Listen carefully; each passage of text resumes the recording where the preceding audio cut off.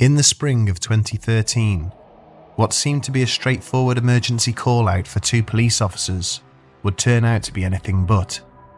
Not only would this experience chill them to the core, it would have them questioning their own reality for years afterwards as they tried to solve the riddle that was the CrossWade Interlopers.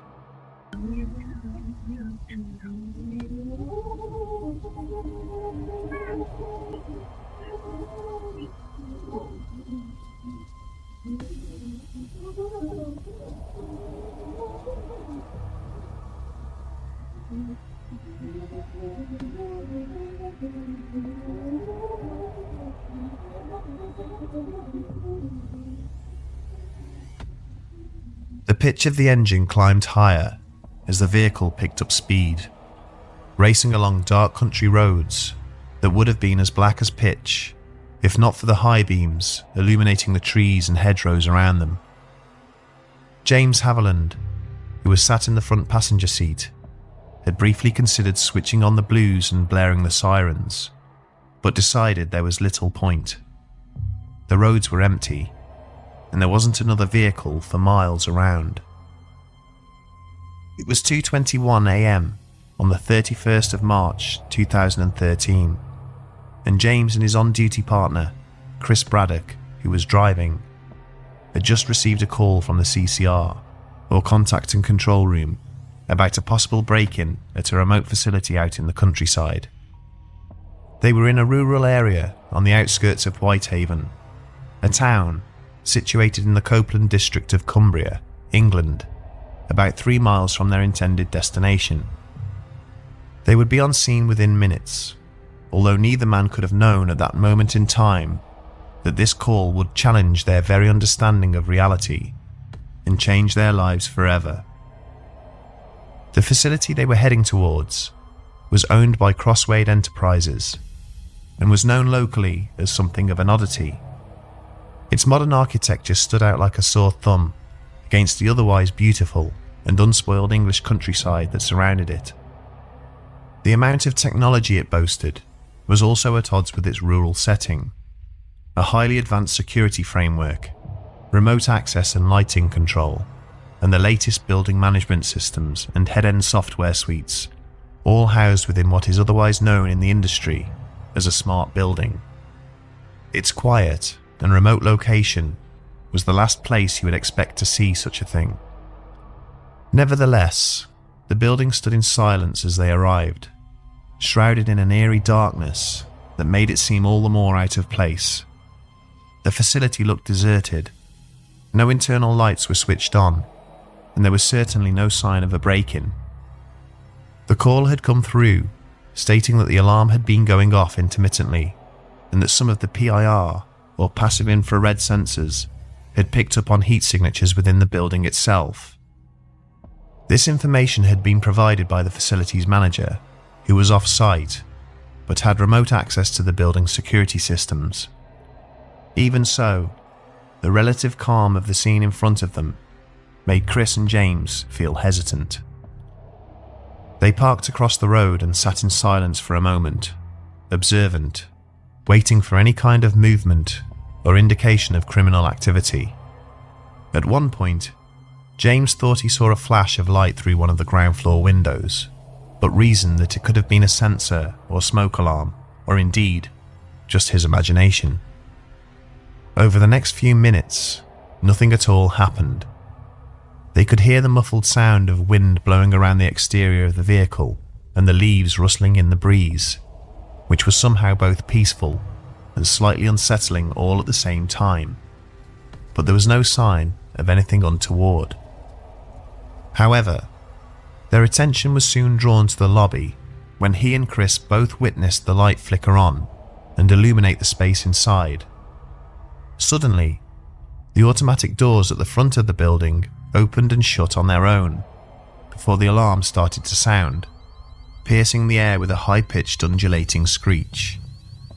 Although startled, both men believed that they had the measure of the situation, that the access system was malfunctioning, and that the opening and closing doors was breaking the live circuit and setting off the alarm. But just as they were about to radio back to the CCR, a figure emerged from the front entrance, then appeared to look over towards their police car before jogging off to the right, around to the rear of the building. Just seconds later, another, much taller figure emerged, but headed round to the left instead. In normal circumstances, James and Chris would have jumped out of their vehicle and scrambled after the two men, but something had given them pause. Although the figures had been distant and only silhouettes cast against the light coming from the lobby, there was no mistaking what they were. They could tell by the shapes of the caps and bulky stab vests that these two figures had, in fact, been police officers. Chris scanned the scene for another police vehicle, whilst James radioed back to dispatch, asking if there was another unit on scene. The reply came back negative. Chris and James were apparently the only ones there. The only other explanation was that the other two men were security guards, but the two police officers had been under the impression that the facility had no on-site security. After all, it was in the middle of nowhere. Something was obviously not quite right with this picture, and whilst the situation was becoming confusing, things were about to turn extremely weird. Just as James finished using the radio, both figures walked back around to the front of the building and stood outside the entrance looking confused. The taller one of the two appeared to kick a pebble on the ground, which might have seemed like an insignificant action at the time, but would later prove to be pivotal in realizing the truth of the matter. There was something oddly familiar about these two men, and both Chris and James were sure they must have known them. There was something in the way they moved and carried themselves that reminded them of someone they knew, but they could not put their finger on exactly who it was. Suddenly, both figures looked over towards the police car and began to run towards it. Chris and James stepped out of their vehicle and donned their caps, ready to greet them, but when they looked up, the security guards or police officers, or whatever they were, had disappeared. All that stood before Chris and James was the dark CrossWade building. The lights had all turned off again, and the alarm was no longer sounding. Both police officers looked left and right. They were in a wide open car park. There was nowhere else these two other men could have gone. They had simply vanished into thin air. They looked at each other in stunned silence, neither man willing to speak first about what they had just witnessed. Time seemed to stand still. The wind was no longer blowing, the leaves no longer rustling. The air had become thick and heavy, as if muffled and weighted down by an inevitability that neither man was aware of at that moment in time. After their initial shock had subsided, James was the first to say something and suggested that they go over and take a look at the building. Chris agreed. There was no denying that both men felt a stab of apprehension as they made their way over the road. They noticed, as they approached the front entrance, that it was completely locked down. They had to relay a request to the facilities manager in order to gain access. As they entered the lobby, Chris went up the flight of stairs to the first floor, whilst James remained on the ground floor and began checking through the dark offices, as the lighting system had still not activated. He found nothing out of the ordinary, but couldn't help feeling a little spooked about what had happened only moments before. As he was walking back towards the lobby, he noticed the light flicker on. Then he heard the hiss of the automatic doors as they opened and closed, before the silence was suddenly shattered once again by the sound of the alarm. He picked up the pace and noticed Chris coming down the stairs as he exited the building, fully believing that an intruder had just slipped past them. He looked over towards their vehicle and quickly scanned the car park for anyone running away, but there was no one there. His instincts told him to run around to the left of the building, as it was the quickest way for someone to get out of sight. However, as he made his way around to the rear, he was confronted with a refuse area, which was surrounded by high brick walls. He checked the bins inside and out, and even tried to scale the wall itself, but it was just too high.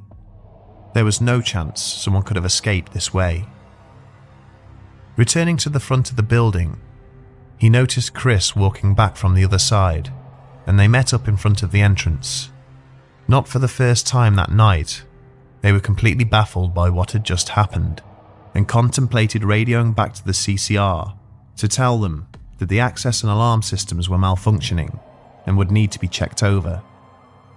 They were reluctant to put it all down to a false alarm, as they knew they had witnessed 2 other people on the scene, although they would have had trouble in explaining in their reports exactly who those people were, or indeed where they had gone. It was only when Chris, James's well-built 6'6" tall partner, casually kicked a pebble on the ground in front of the building whilst discussing their options, that the reality of the situation came crashing down. But it couldn't be, surely. They looked back towards their vehicle, and sure enough, they saw 2 faces staring out at them from behind the windscreen. The dash lights were reflecting off their skin, and they knew in that instant that those 2 faces were their own. They ran back towards their car and saw the doors open, but no one stepped out. The 2 men inside had vanished. James has spent the last 4 years pondering on exactly what happened in the early hours of that morning. Before this, he had never experienced anything he would describe as paranormal or supernatural. He was an ardent skeptic, and in most cases still is, but he has no rational explanation for what occurred. He has researched online and has spoken to many so-called experts, but usually finds that they have more questions than they do answers.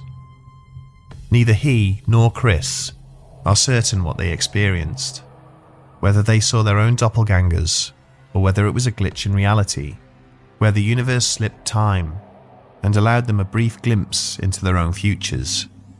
Or maybe that they even both temporarily lost their minds.